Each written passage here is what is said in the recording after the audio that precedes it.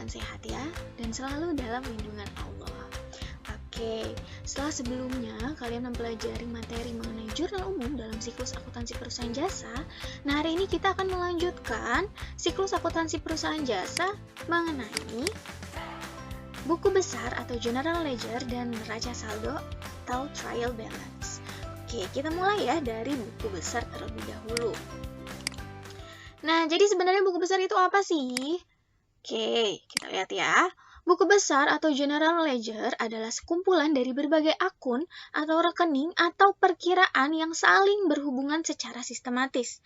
Akun buku besar merupakan formulis tempat mencatat perubahan aset atau harta, kemudian liabilitas itu hutang ya, kemudian ekuitas, pendapatan, dan beban akibat transaksi yang ada dalam perusahaan.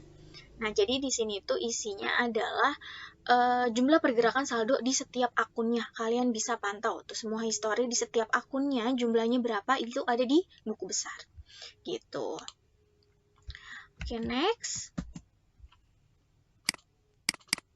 Nah, ada macam-macam buku besar. Nah, buku besar ini ada yang buku besar bentuknya T ya, atau 2 kolom, T account.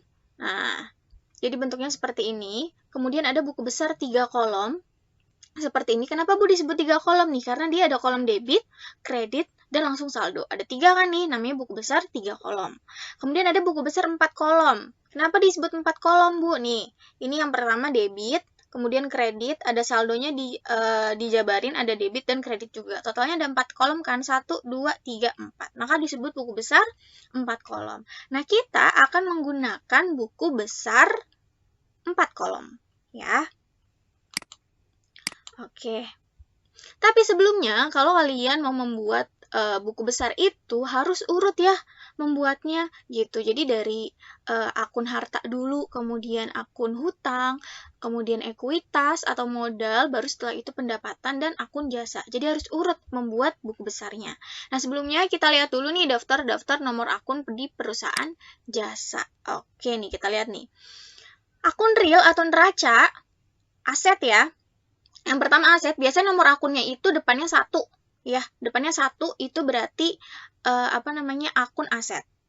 Kemudian kalau kewajiban atau hutang atau liabilitas, biasanya nomor akunnya diawali dengan nomor 2. Berarti pokoknya yang nomor 2 itu akun hutang. Nah, kalau nomor akun 3, depannya 3 itu namanya ekuitas ya atau modal. Oke. Kemudian kalau nomor akunnya 4 depannya itu menandakan akun pendapatan.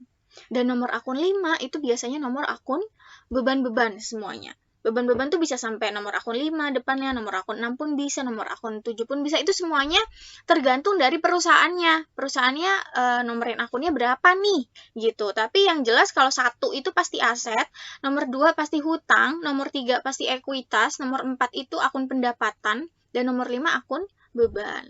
Gitu. Nah, ini contohnya nih. Tuh, kelompok akun aset, ya kan kalian bisa lihat di sini nih.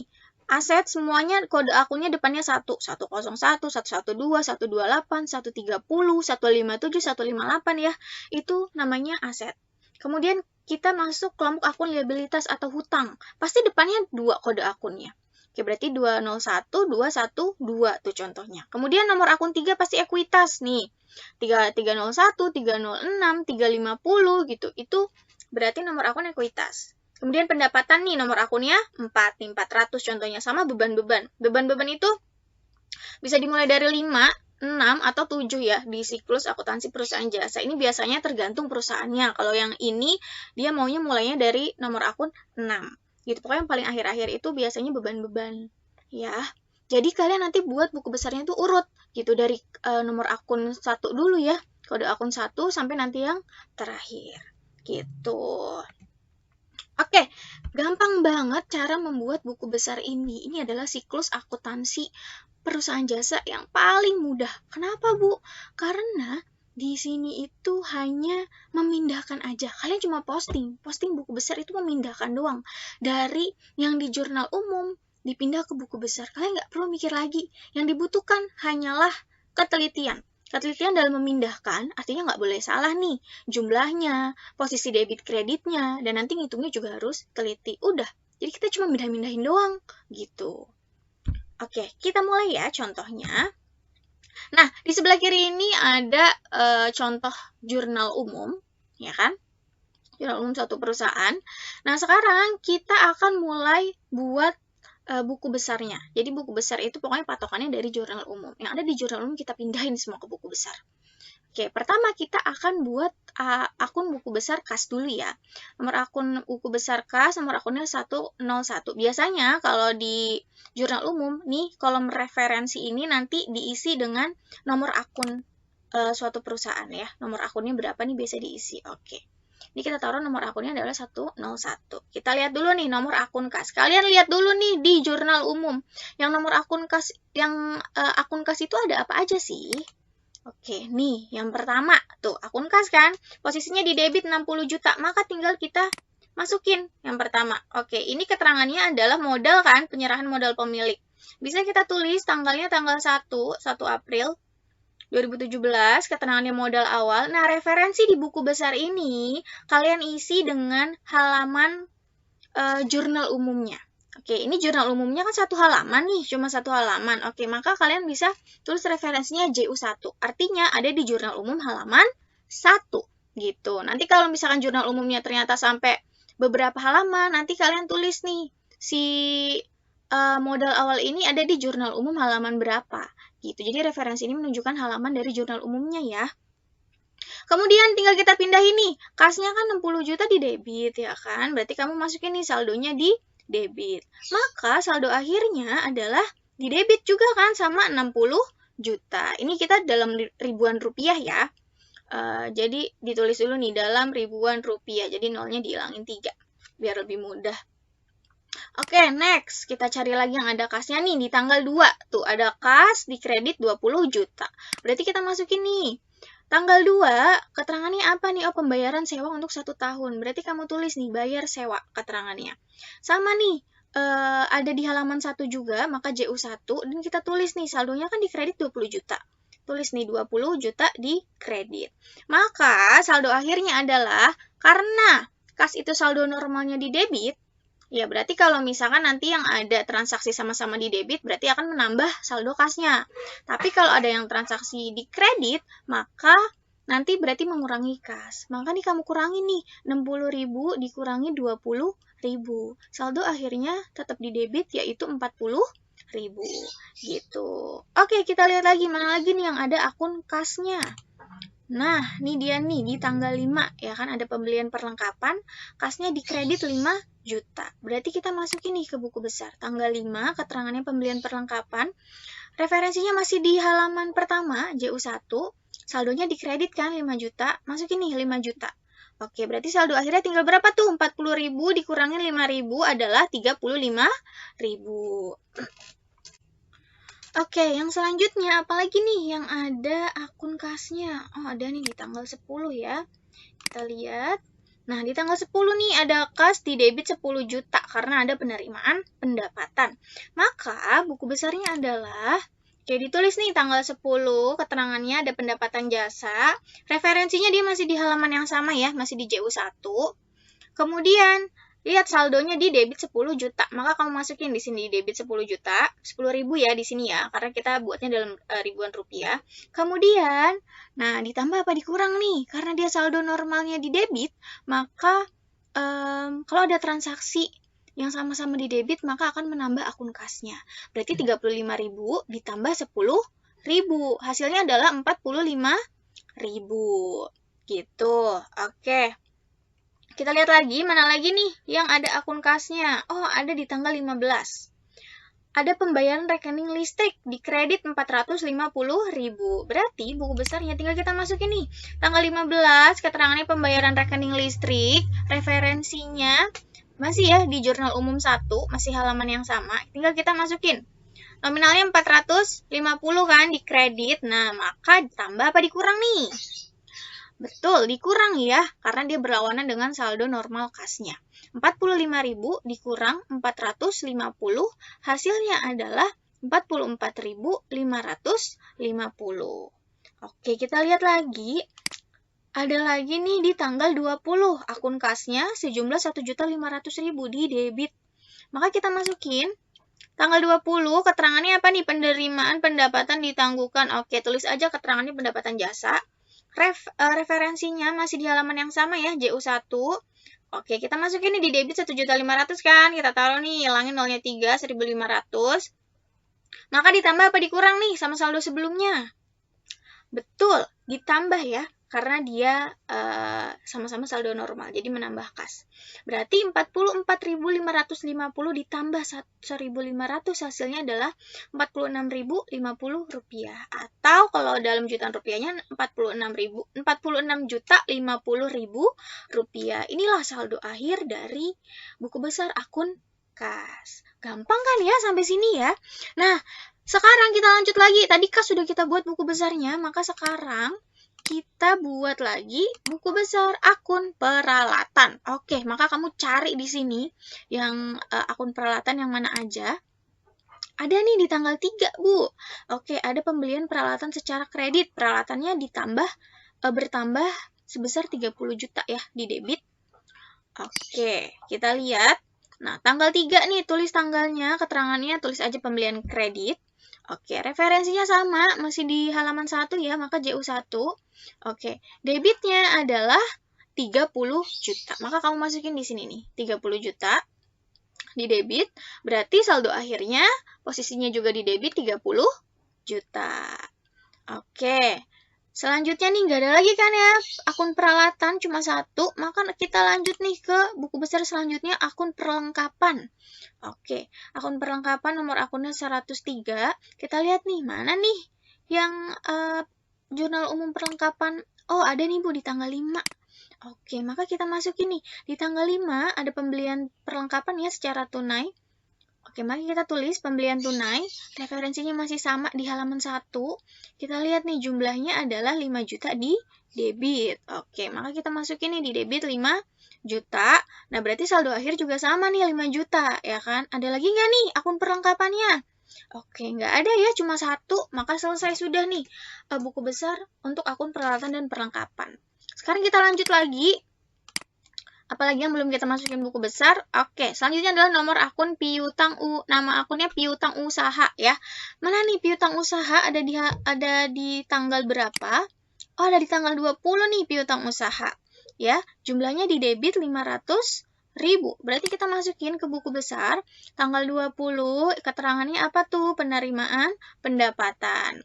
Oke, masih di halaman sama, halaman 1, kemudian jumlahnya 500.000 ya, kita taruh nih di sebelah debit, 500. Nah, kemudian saldo akhirnya pun 500. Sama ya, oke. Nggak ada lagi nih akun piutang usaha, maka kita lanjut nih ke akun buku besar yang lain, yaitu akun hutang. Nah, ini udah nomor akun 2 ya. Nih 201 nih nomor akunnya nih. Maka kita lihat, mana nih yang ada akun hutangnya. Oke, ada nih di tanggal 3. Untuk pembelian peralatan secara kredit ya. Ini di kredit 30 juta hutang usahanya. Maka tinggal kita masukin ke buku besar. Tanggal 3 pembelian peralatan, keterangannya. Referensinya masih sama di JU1. Kemudian saldonya di kredit ya 30 juta. Nah, tulisnya di kredit, maka saldo akhirnya juga di kredit sebesar 30 juta. Pokoknya kalian ini harus ingat saldo normalnya, kalau aset itu tadi saldo normalnya di debit, maka kalau dia nanti ada transaksi yang sama-sama di debit, dia akan menambah saldo si akun tersebut gitu. Tapi kalau berlawanan maka mengurangi ya. Tapi kalau hak utang usaha, nomor akunnya, nomor akun 2, itu saldo normalnya di kredit. Maka nanti kalau ada transaksi-transaksi yang di kredit di akun hutang, maka dia akan menambah saldonya. Tapi kalau misalkan berlawanan, dia akan mengurangi saldonya gitu. Oke, kita next ya. Tadi hutang udah, maka selanjutnya apa lagi nih? Oke, akun modal atau ekuitas nih, nomor akun 3 ya. Maka kita lihat ada nggak ya nomor akunnya? Oke, nih ada nih. Tanggal 1, modal Haryono. Nih ada penyerahan modal ya. Saldonya di kredit ya, 60 juta. Maka kita masukin nih, tanggal 1 keterangannya, tulis aja modal tunai. Referensinya masih sama ya di halaman 1. Nah, saldonya di kredit 60 juta. Maka saldo akhirnya juga dikredit 60 juta. Oke, nomor akun 3 ini, akun ekuitas ini juga saldo normalnya dikredit ya. Oke, next. Nah, kita udah masuk nomor akun 4 nih, karena nggak ada lagi tentang ekuitas. Kita udah masuk ke pendapatan. Oke, kita lihat jurnal umum yang ada akun pendapatannya. Ada nih, Bu, di tanggal 10. Pendapatan jasa ya, karena ada penerimaan pendapatan sebesar 10 juta dikredit, maka kita masukin. Oke, ada 2 juga nih. Sama di tanggal 20 ya, pendapatan jasanya sama-sama dikredit sebesar 2 juta. Oke, tinggal kita masukin ke buku besar. Pertama tanggal 10 dulu. Oke, keterangannya penerimaan pendapatan. Sama-sama dikredit ya, 10 juta nih, ya kan? Berarti saldo akhir dikredit 10 juta. Kemudian, ada lagi pendapatan jasa sebesar 2 juta. Oke, ini dikredit nih 2 juta. Oke, berarti ini saldo akhirnya 12 juta ya. Maaf nih, Ibu salah. Oke, Ibu ganti dulu sebesar 12 juta. Oke. Oke, berarti saldo akhirnya 12 juta ya, karena 10 juta ditambah 2 juta adalah 12 juta. Oke, next. Sekarang kita masuk ke akun beban sewa. Nih, beban-beban nih. Oke, mana nih yang ada akun beban-bebannya nih? Oh, ada nih, Bu. Beban sewa di tanggal 2. Di debitnya 20 juta. Maka kamu masukin nih. Tanggal 2, keterangannya apa nih, pembayaran sewa untuk 1 tahun ya. Oke, tulis aja sewa 1 tahun.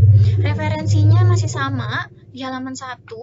Oke, tulis nominalnya 20 juta. Nanti saldonya di debit juga 20 juta di akhir. Oke, kalau beban itu saldo normalnya di debit ya. Kalau tadi pendapatan saldo normalnya di kredit. Oke, kita lanjut lagi nih. Ada beban apa lagi nih yang belum dicatat nih akunnya? Oh, ada beban listrik, Bu, tanggal 15. Maka kita buat akun beban listrik ya. Oke, nih. Tanggal 15, keterangannya pembayaran rekening listrik ya. Oke, kita masukin keterangan pembayaran rekening listrik. Referensinya masih sama, halaman 1. Kemudian debitnya 450.000.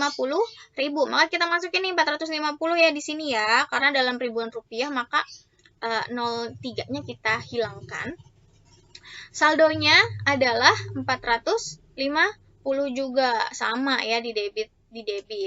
Oke, mana lagi nih? Ada nggak nih yang belum kita masukin? Oh, ternyata udah semua, Bu. Udah semua akun-akun yang ada di jurnal umum udah kita pindahin semua ke buku besar. Oke. Maka, kalau udah semuanya buku besar selesai, udah tuh gitu doang. Gampang kan? Nah, sekarang tinggal kita rekap di neraca saldo atau trial balance. Nah, apa sih sebenarnya neraca saldo atau trial balance ini? Nah, jadi neraca saldo ini adalah laporan pembukuan atau akuntansi yang mencantumkan saldo di setiap akun buku besar umum organisasi. Nah, dalam neraca saldo, jumlah debit dan kredit harus seimbang ya.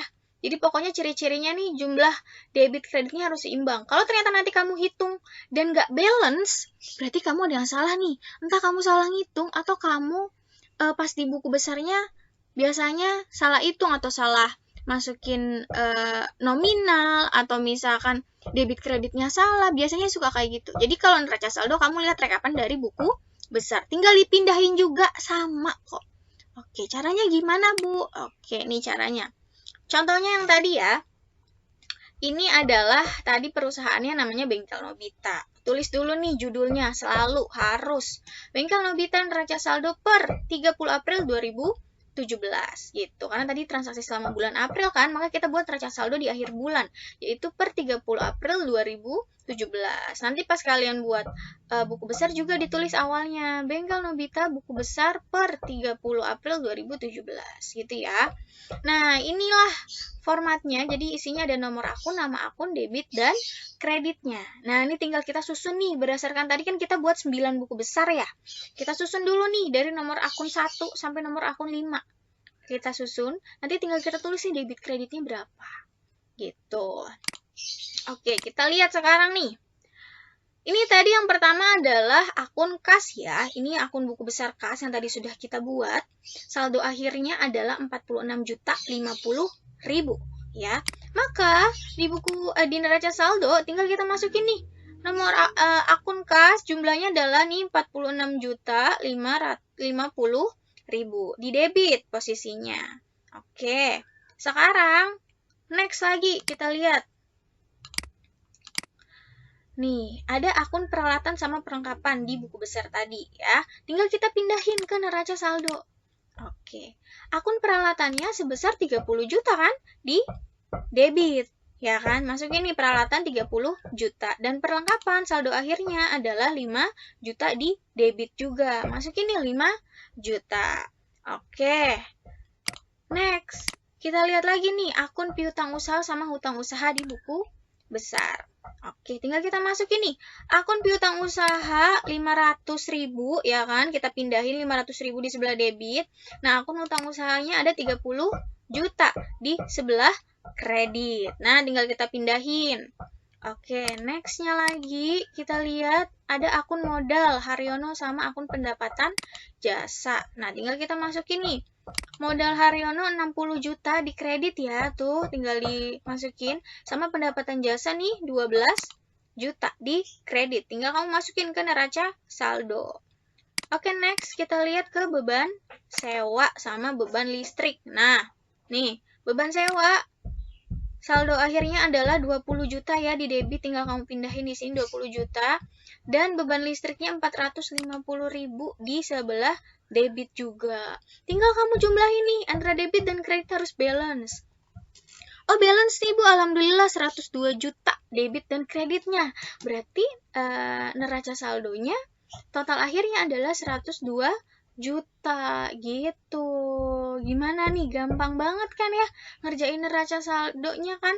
Buku besar dan neraca saldo itu cuma mindah-mindahin doang. Yang penting kamu teliti dalam mengerjakannya gitu. Oke, cukup sekian materi kita hari ini. Semoga materi hari ini bermanfaat ya untuk kita semua. Tetap semangat dalam belajar semuanya. Sampai jumpa lagi. Assalamualaikum warahmatullahi wabarakatuh.